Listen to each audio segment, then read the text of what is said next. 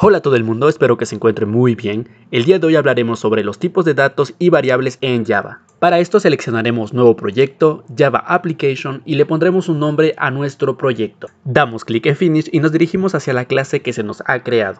Como pueden ver, he agregado algunos comentarios, pero tranquilos, estos comentarios solamente los puse para explicar los tipos de datos en Java. Antes de ver los diferentes tipos de datos, es importante saber que una variable es un espacio en la memoria de nuestra computadora que nos permite almacenar datos. El espacio de memoria utilizada dependerá del tipo de dato que utilicemos. Y para esto existen diferentes tipos de datos. Comencemos con los tipos numéricos enteros. Por ejemplo, el tipo de dato byte almacena números desde -128 hasta 127. Hagamos una prueba. Para eso mandemos a imprimir por consola un mensaje. Recordemos que el comando para mandar a imprimir por consola es system.out.println y entre paréntesis agregamos el texto. Recordemos escribirlo entre comillas. Y claro, todo esto debe estar dentro de la función principal o la función main. Ejecutamos y listo, ya tenemos nuestro mensaje. Bien, ahora veamos cómo declarar y utilizar una variable.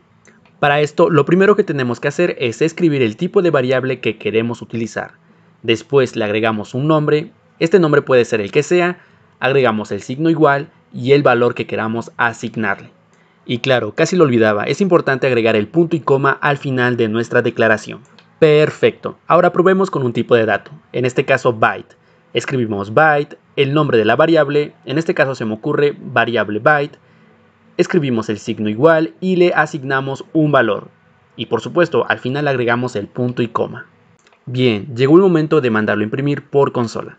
Podemos utilizar el comando SOUT y presionando la tecla tabulador. Al final de cuentas nos imprime el system.out.println. Agregamos un texto, por ejemplo, la variable byte vale 2 puntos y después escribimos el nombre de la variable. Si se dan cuenta, si escribimos el nombre de la variable tal y como la habíamos declarado, nos marca un error. Esto se debe ya que necesitamos concatenar el texto con nuestra variable. Para lograr esto, solamente agregamos el signo más antes del nombre de nuestra variable.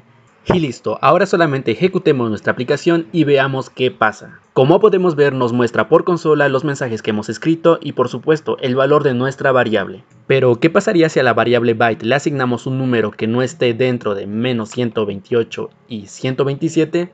Simple, nos mostraría un error ya que los valores que acepta este tipo de dato son los que se encuentran dentro de este rango. Hagamos un ejemplo.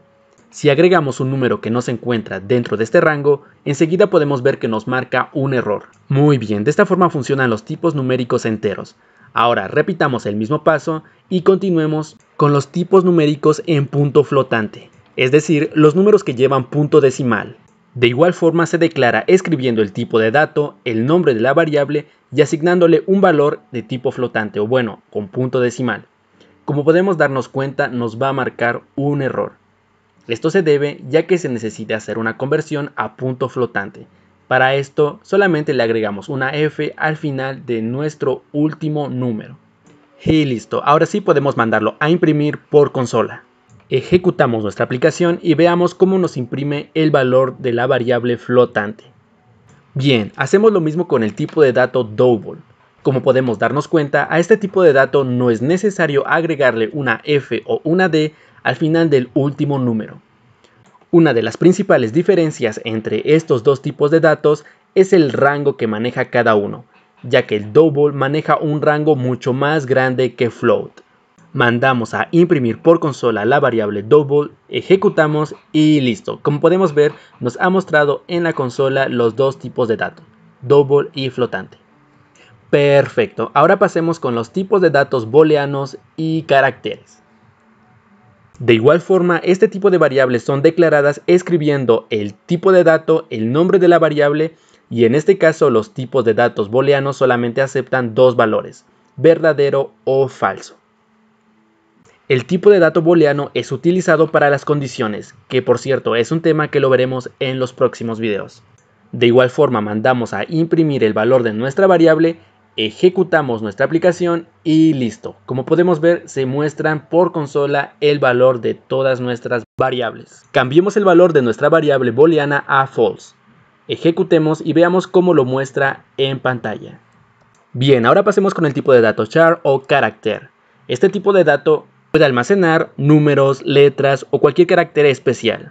De igual forma se declara escribiendo el tipo de dato, el nombre de la variable y asignándole un valor, en este caso un carácter.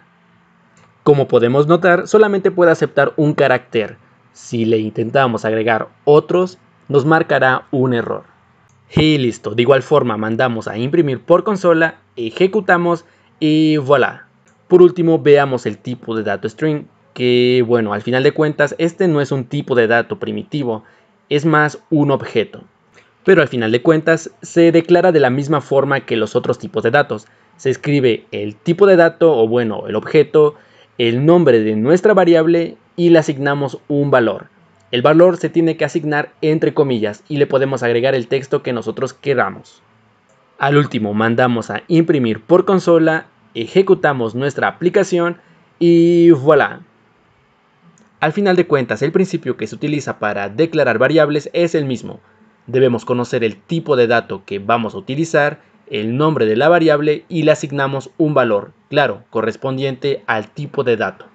Las variables se pueden declarar de otra forma, como es en este caso, escribimos el tipo de dato, el nombre de la variable, punto y coma, volvemos a escribir el nombre de la variable y le asignamos el valor que queramos. Bien, ahora lo podemos mandar a imprimir por consola y nos podemos dar cuenta que el resultado es el mismo. Uno de los principios más importantes de las variables es que éstas pueden cambiar de valor, así que hagamos otro ejemplo. Bien, primero declaramos un tipo de variable, en este caso será una variable entera. Después le asignamos un nombre y un valor. Enseguida, el valor de esta variable será igual a el valor de la variable menos 2. Agregamos el punto y coma al final y mandamos a imprimir por consola.